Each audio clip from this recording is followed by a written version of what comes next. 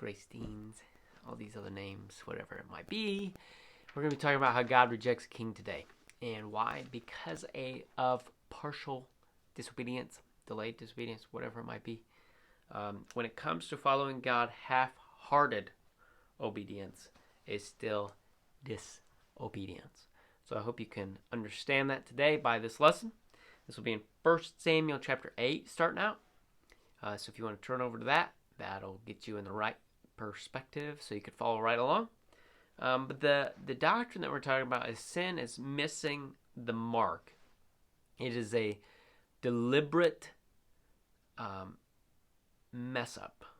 It's a choice of falling short of the glory of God. Sin is inaccurate at hitting the glory of God.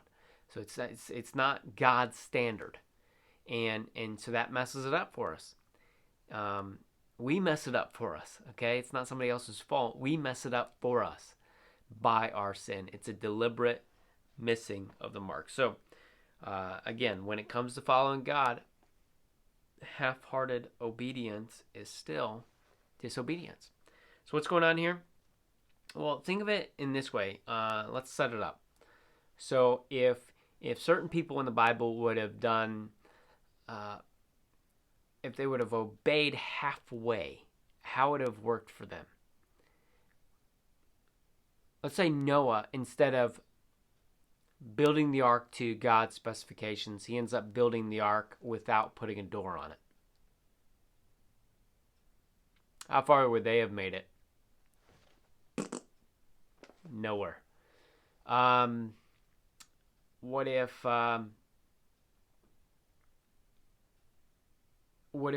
Hannah, we're talking about Samuel, what if Hannah would have just stated, oh, I'll only give Samuel half the time.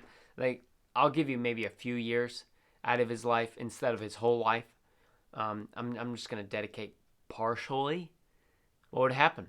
Samuel wouldn't have been available right here to be the prophet that God's called him to be the leader that God's called him to be. So what if Moses would have gone half obedience and said, oh, we'll take your offer, Pharaoh, and take the offer, leave for a few days, go worship God in the desert, come back, and they'll be your slaves again. Problem. Very big problem.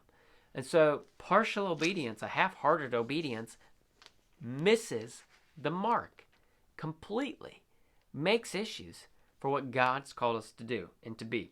So Samuel is one of the greatest prophets for Israel in their history, but his sons are completely missing the mark and very rebellious, and so Israel is starting to want something different. They want to be like all the other nations. No more prophets, no more judges, whatever it might be. We want kings. We want kings. And so Israel asks for a king. In 1 Samuel 8 and in verse 4, it starts talking about this. Then all the elders of Israel gathered themselves together and came to Samuel unto Ramah and said unto him, Behold, thou art old, and thy sons walk not in thy ways. Now make us a king to judge us like all the nations.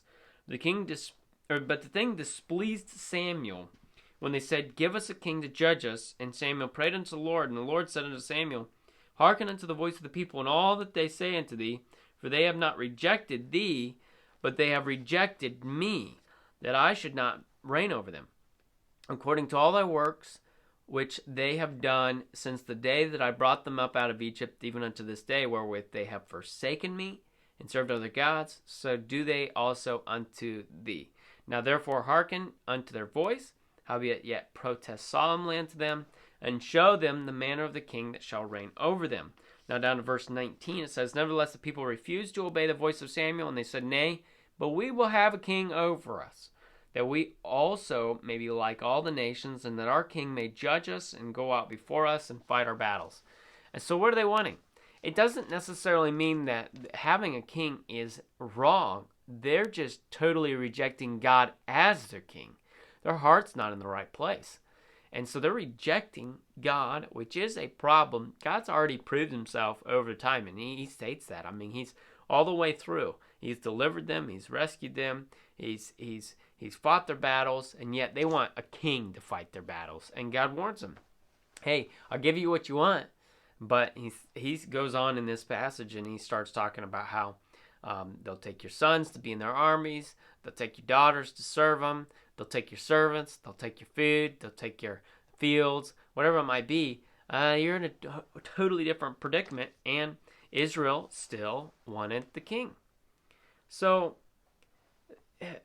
what was one little thing that they wanted to be like? They wanted to be like all the other nations. And yet God's called them to be separate from other people, the world.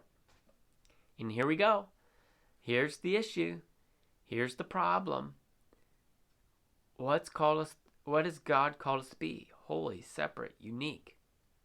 A peculiar people, as he states it in other passages.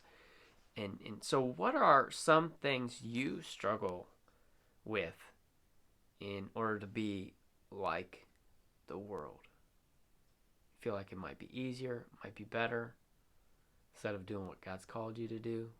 What are you struggling with? As we go on here, they rejected him, God as king, and they wanted this other king, and God gave them what they wanted. So Samuel anoints Saul in private. Saul, who kind of questioned himself, was surprised because he's from the smallest tribe of Benjamin, and so Saul becomes the king. He was even hiding when he was going to be introduced. I mean, it's kind of a problem all the way from the beginning. But after Saul becomes king, he's camped at Gilgal, and he's waiting for Samuel to come and offer a sacrifice before they go and battle the Philistines, who's bigger, better, and all these other things. More horses, more chariots, more men as they're awaiting this battle. So it says in 1 Samuel 13, so go over a few chapters. 1 Samuel 13 and verse 6 through 9, it starts there. When the men of Israel saw that they were in a strait, for the people were distressed, then the people did hide themselves in caves and in thickets and in rocks and in high places and in pits. And some of the Hebrews went over Jordan to the land of Gad and Gilead. As for Saul, he was yet in Gilgal. And all the people followed him trembling. And he tarried 7 days according to the set time that Samuel had appointed. But Samuel came not to Gilgal, and the people were scattered from him. And Saul said, bring hither a burnt offering to me and peace offerings, that he offered the burnt offering. See, the problem was he was supposed to wait for Samuel. And he grew impatient. People were running away. They were in fear. And so, hey, in order to keep my army, I better just offer this offering. The only problem is the priest has to offer the offering, not Saul. He has to wait for Samuel. And so he thinks he's doing the correct thing, but it's not correct at all. And so he tries to excuse himself out of this. Verse 13 says, and Samuel said to Saul, thou hast done foolishly. Thou hast not kept the commandment of the Lord thy God, which he commanded thee. For now would the Lord have established thy kingdom upon Israel forever. But now thy kingdom shall not continue. The Lord hath sought him a man after his own heart. And the Lord hath commanded him to be captain over his people, because thou hast not kept that which the Lord commanded thee. So Saul has excuses, but Samuel says, listen, because you have disobeyed, because you were impatient, you thought you were doing the right thing by keeping the army here and just go ahead and doing the offering, your dynasty will end. Your kingship will end. There would be somebody else that will be taking over. That's your consequence of your sin. You go on into another situation in 1 Samuel chapter 15 and verse 10 and 11 and 22 and 23. You find another issue. Then came the word of the Lord unto Samuel, saying, it repenteth me that I have set up Saul to be king, for he has turned back from following me, and hath not performed my commandments. And it grieved Samuel, and he cried unto the Lord all night. Verse 22 and 23. And Samuel said, hath the Lord as great delight in burnt offerings and sacrifices as in obeying the voice of the Lord? Behold, to obey is better than sacrifice, and to hearken than the fat of rams. For rebellion is as the sin of witchcraft, and stubbornness is as iniquity and idolatry.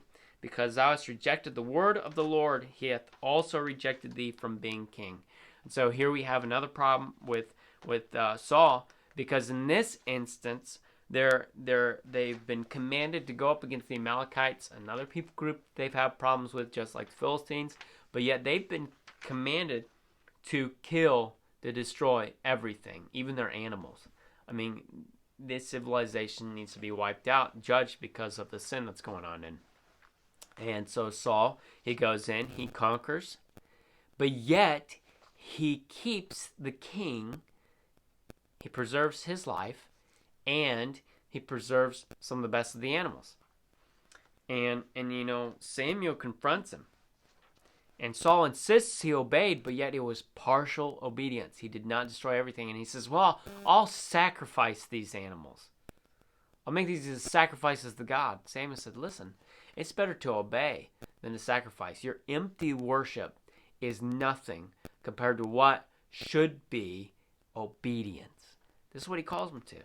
And Saul insists, but yet he is wrong. Just because we try to rationalize what we're doing doesn't mean that it's right. We need to do what God's called us to do. So again, Samuel points out the fact that he is going to lose his kingship. Someone else will be taking over. So here's a couple questions. How do you justify your sin in the midst of it? You say, I'm doing partially right, or I'm doing one thing right over here, and yet I'm doing this really wrong, but I'll just try to compensate it for it somewhere else, just to excuse what I'm doing. Justification of your sin is wrong. Rationalization of your sin is wrong. My sin is wrong. Okay. How do you see partial obedience, half-hearted obedience, delayed obedience in your life? See, Saul was a king. He's a messed up king. He might have looked the part, but he didn't do the part. Jesus came later. He's the perfect king. He obeyed God. He trusted God. He did exactly the way he's supposed to do it. Maybe if he would have done a partial obedience, maybe he would have just not died on the cross. Maybe he would have just done the ministry for 3 years and been done. Is that enough? No. You had to have complete sacrifice of Jesus and his resurrection from the dead in order for us to have salvation.